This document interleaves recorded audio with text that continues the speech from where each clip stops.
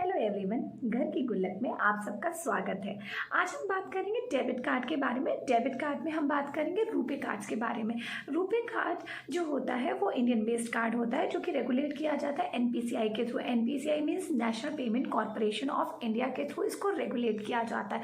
अब इसके बेनिफिट्स के बारे में बात कर लेते हैं। रुपे कार्ड हमारे लिए क्यों बेनिफिशियल।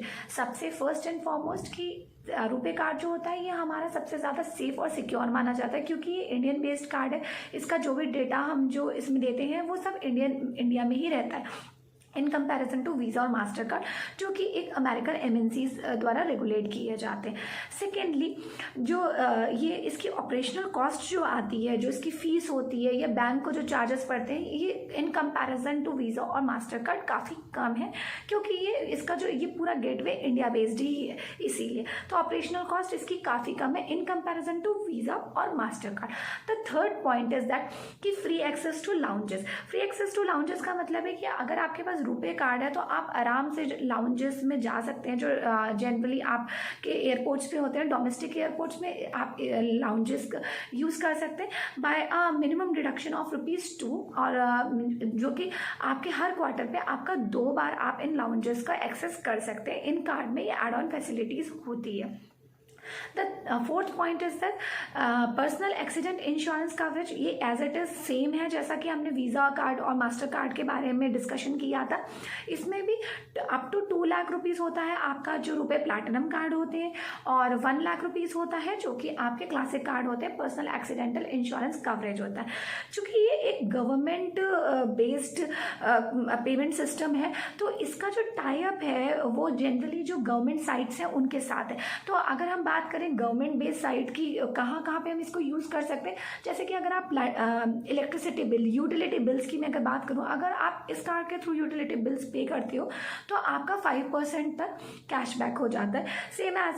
सेम लाइक दैट कि जैसे अगर आप ट्रेन का टिकट बुक कराते हैं IRCTC से तो आपका 25 रुपीज़ कैशबैक हो जाता है। और अगर आप फ्यूल भरवाते हैं इससे तो आपका 1% का सरचार्ज वेव ऑफ हो जाता है। अगर आप रुपे कार्ड और रुपे में भी प्लैटिनम कार्ड अगर यूज़ कर रहे हैं तो ये सारी फैसिलिटीज़ आपको इसमें मिलती हैं। इसका सिर्फ एक ही ड्रॉबैक है जो अभी तक मुझे समझ में आया रुपे कार्ड का।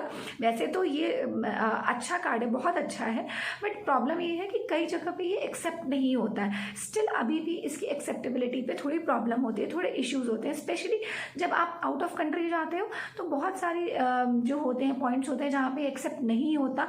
ऑल्दो हमारे PM मोदी जी ने जाके बोला था फ्रांस में कि इसकी मतलब एक्सेप्टेबिलिटी और इसकी इंटरनेशनल एक्सेप्टेबिलिटी को बढ़ाया जाएगा, बट स्टिल इसके यूजेज में प्रॉब्लम आती है। जहाँ पे FSS पॉइंट होते हैं वहीं पे इसको यूज़ किया जाता है। अभी तो हमने रुपे कार्ड के बारे में बात कर ली, पर अब मैं आपको बताती हूँ कि जैसे हम कहीं शॉपिंग करने जाते हैं तो जनरली आपने फेस किया होगा, जो शॉपकीपर या वेंडर होता है वो आपसे 2% एक्स्ट्रा मांगता है। Same everyone must have face the situation. भाई मुझसे तो कई बार होता है, वो कहता है कि मैम अगर आपने अगर कार्ड पेमेंट किया तो आपको 2% एक्स्ट्रा देना पड़ेगा इन कंपैरिजन टू कैश। तो मैं आपको बता दूं कि अगर वो ऐसा मांगता है तो ये सरासर गलत है।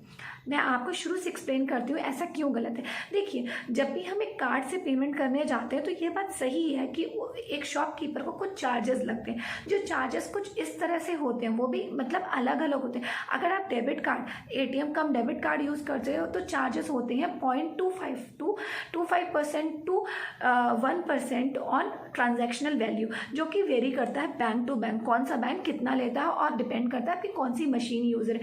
सेम ऐसे क्रेडिट कार्ड भी होता है जैसे कि 1.5% टू 2.5% होता है ऑन ट्रांजैक्शन वैल्यू। ऐसे ही आपका अमेरिकन एक्सप्रेस और ऐसी स्वाइपिंग मशीन जो होती है उसकी भी कुछ कॉस्ट होती है, 400 से लेकर 1000 रुपये पर मंथ की होती है। पर ये जो कॉस्ट है ये शॉपकीपर को बेयर करनी होती है क्योंकि जब वो बैंक के साथ इस कॉन्ट्रैक्ट में आता है, वो साइन करता है, जब वो मशीन लेता है तो उसमें लिखा होता है कि ये जो कॉस्ट आएगी ही हैज़ टू बेयर, ना कि customer has to bear. And ये RBI की क्लियर गाइडलाइंस है कि वो शॉपकीपर आपसे एक्स्ट्रा पैसे नहीं मांग सकता है। अगर कोई भी वेंडर या शॉपकीपर आपसे एड ऑन MRP के ऊपर अगर आपसे पैसे मांगता है और कार्ड यूज़ करने पर पैसे मांगता है तो आप उसकी कंप्लेंट कंप्लेंट कर सकते हो और उसको ब्लैकलिस्ट किया जा सकता है। हाँ, तो ये चीज़ें जान लीजिए, ये बहुत इंपॉर्टेंट चीज़ें हैं। कल आप जब मार्केट जाएं और कोई आपसे मांगे तो प्लीज़ उसे ज़रूर इन्फॉर्म कर दीजिए कि भाई आपको ये नॉलेज है और जो भी वो कर रहा है वो गलत कर रहा है। तो आज हमने रुपे कार्ड और कार्ड्स पे जो एक्स्ट्रा चार्जेस जो मांगा जाता है उसके बारे में हमने बात कर ली। नेक्स्ट वीडियो में हम बात करेंगे सुकन्या समृद्धि योजना के बारे में। Till then bye bye, please like and subscribe.